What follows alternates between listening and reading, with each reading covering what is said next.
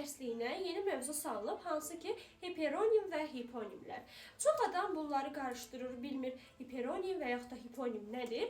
Bugün mən daha aydın şəkildə hiperonim və hiponimləri izah edəcəyim. Diqqətiniz burada olsun. Deməli, uşaqlar, sözün aid olduğu ümumi məna adlanır hiperonimlər.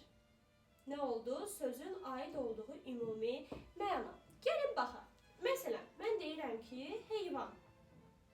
Heyvan ümumi mənadır. Yəni biz it, pişik, siçan, at, dəvə nə görürsə bunların hamısı heyvandır. Yəni desəm ki, at, dəvə, pişik və ya balıq, bunlar isə hamısı bizim olacaq hiponimlərimiz.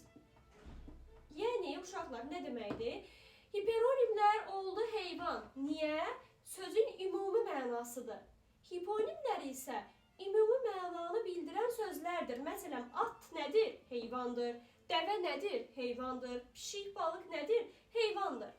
Və uşaqlar, sözün mənasını izah edən zaman, sözün mənasını açan zaman da hiperonimlərdən istifadə olunur. Məsələn, mən sual versəm ki, avtobus nədir? Deyərik ki, avtobus insanları müəyyən əraziyə çatdırmaq üçün istifadə olunan nəqliyyat vasitəsidir. Baxın uşaqlar, yazıram. Nəqliyyat vasitəsi.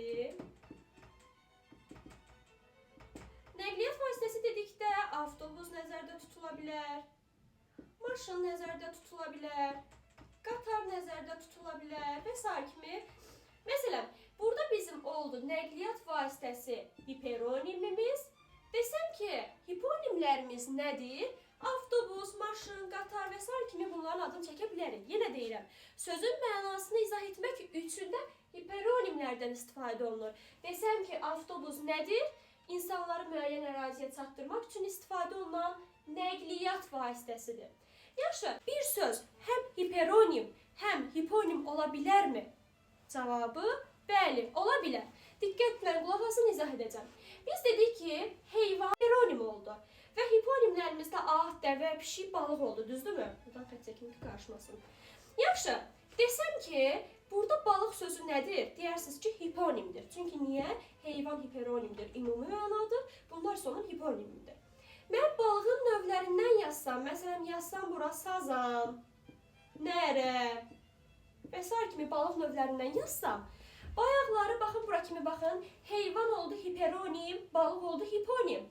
Amma balığın növlərini yazdığıma görə bizim hiperonimimiz, yəni ümumi məna nədir? Sazan da nərədir, ikisi də nə sayılır? Balıq sayılır.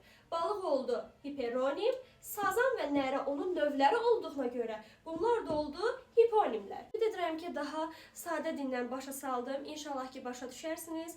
Hər kəsə uğurlar arzu edirəm. Sağ olun.